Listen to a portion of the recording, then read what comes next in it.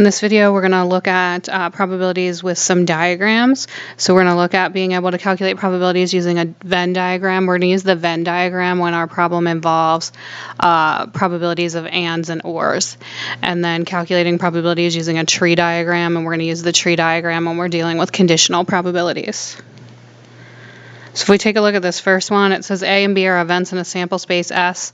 The probability of A is 0.7, B probability is 0.4, and the probability of A and B is 0.2. So when I have a situation where they're giving me the probability of A and B or the probability of A or B, if you would like, you can use a Venn diagram to help you visualize that. So I'm going to start with just a rectangle. And that's going to represent my sample space, so that's everything involved. And then inside that rectangle, so we've got two circles. Then we have to decide if those two circles should overlap. So since the probability of A and B is not 0, anything but 0 would mean in that they overlap. So I'm going to go ahead and overlap these two circles. So I'm going to use this to represent A, and I'm going to use this to represent B. The first thing that you want to fill into a Venn diagram is this AND part. So the probability of A and B is 0.2, so I'm going to put that here. Then we can look at the probability of A is 0.7. The whole circle here has to be 0.7, but we've already used 0.2, so this is going to be 0.5. So then 0.5 plus 2 gives me 0.7. So normally this probability of A number is not going to show up in your Venn diagram unless your two events are mutually exclusive. Then if we look here, we've got the probability of B is 0.4, so this whole circle has to be 0.4. So again, 0.4 minus 0.2 is going to give me 0.2 out here. Then if we take a look at this, this is 0.5 plus 0.2 plus 0.2. So this gives me 0.5 plus 0.2 is 0.7 plus another 0.2 is 0.9.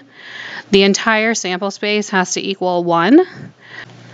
So if we do 1 minus 0.9, that's going to give us 0.1. So that 0.1 is outside the circles, but inside the rectangle to represent the sample space.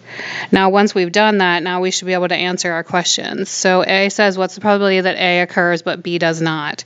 So A occurs but B does not. So that is this part of A. So it's contained inside the A circle, but not in any of the overlap area. So we would write this probability of A and not B, or we can write this as probability of only A, and that's just going to be 0.5. So we have the probability that B occurs but A does not, so similarly here this would be B and not A, or we can just say probability of only B. And then again, visually what we're looking at here is that B occurs and A does not, so that's this part here.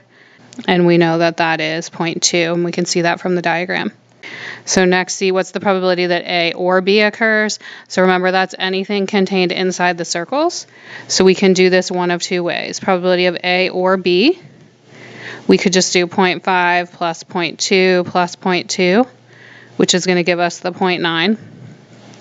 Or we can do this using our general probability rule, which is the probability of A plus the probability of B minus the probability of A and B. So then the probability of A is 0.7, remember. So when we just say probability of A, we mean A and any overlap area.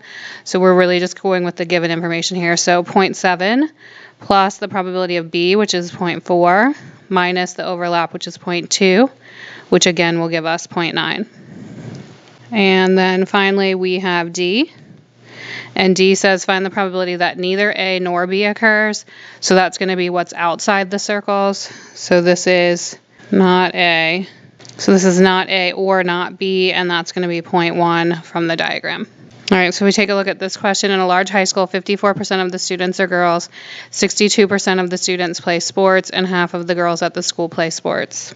So again, I'm going to start with my rectangle to represent my sample space. Then I've got my two circles, and I know that they should overlap because it says half of the girls at the school play sports. So there are students who are in the girls circle and in the sports circle. So I'm going to say this first one is going to represent girls, and this second one is going to represent sports.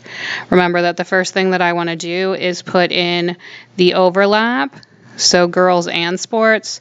So remember, it says 54% of them are girls and half of those play sports. So half of 54 would be 0.27. And then 54% of them are girls, so then this is 0.27 outside here as well. 62% of them play sports, so this whole circle should be 62%. And then we've already got the 27 in there, so we're going to have to look at the difference of that, and that's going to give me 35, so this is 0.35. Then if we look at this, we've got 0.27 plus 0.27 plus 0.35. And that gives me 0.89, but remember we have to look at the whole sample space should always be 1, so if we subtract that, we're going to end up with 0.11.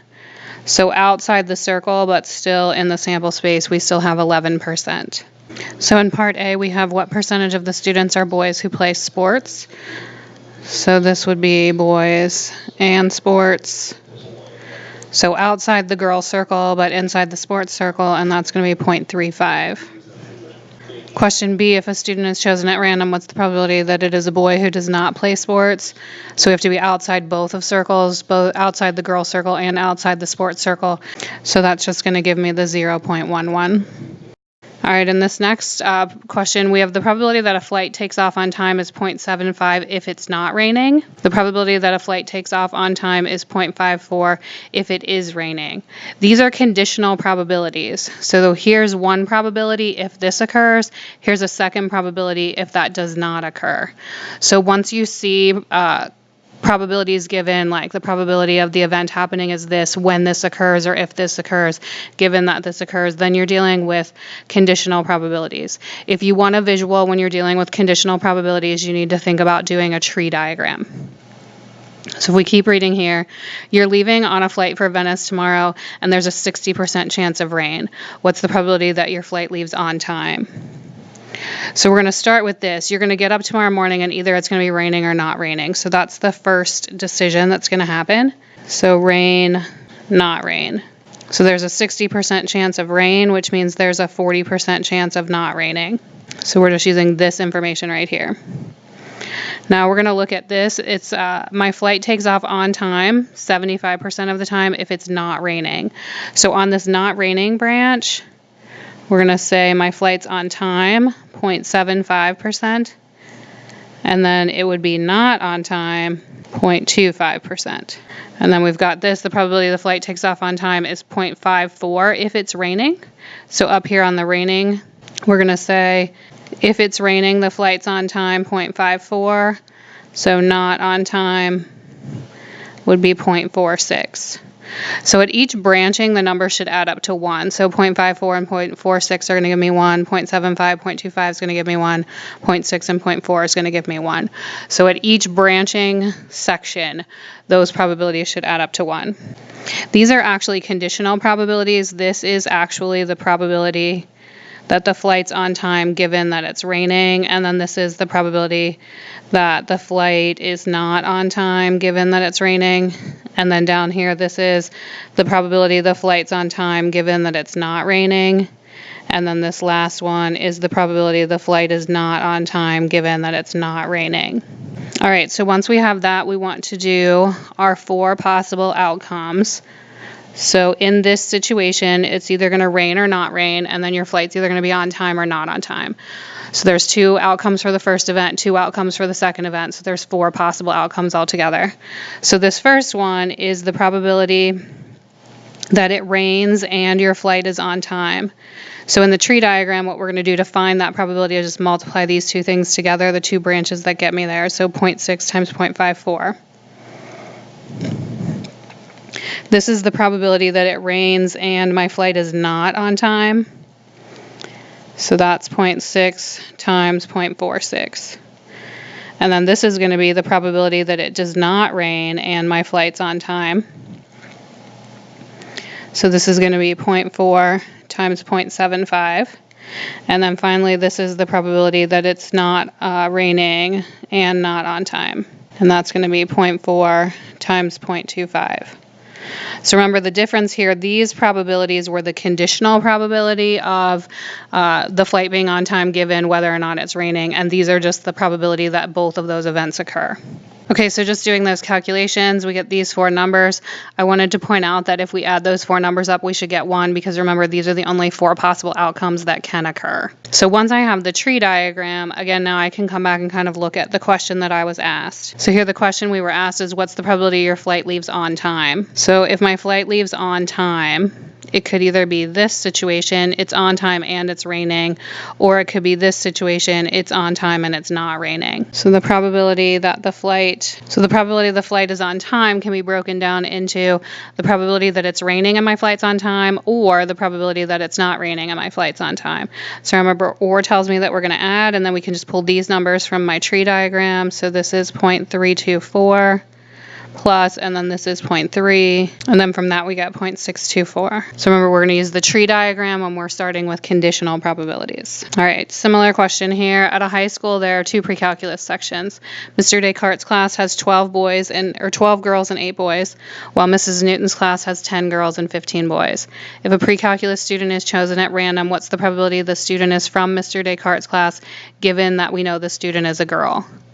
So here we're just looking for a conditional probability. So this is what's the probability that we're from Descartes' class, given that that student is a girl. So we can just use our formula here. So this is from Descartes' class and a girl divided by the probability of girls. Remember, whatever your given condition is, which is the second one, is going to be what's in the denominator. So remember, this is out of all of the students. So if we just take a minute here, so it's my total number of students. So my total is 12 plus 8 plus 10 plus 15. So my total number of students is 45. So Descartes' class and a girl. So girls from Descartes' class, there's 12 out of 45 over. And then this is just girls. So there's 12 girls here and 10 girls here. So that's 22 out of 45. And then again, this is going to give me 12 over 45 times 45 over 22, which is going to give me 12 out of 22, or 6 out of 11. So the probability of Descartes' class given girl is 6 out of 11.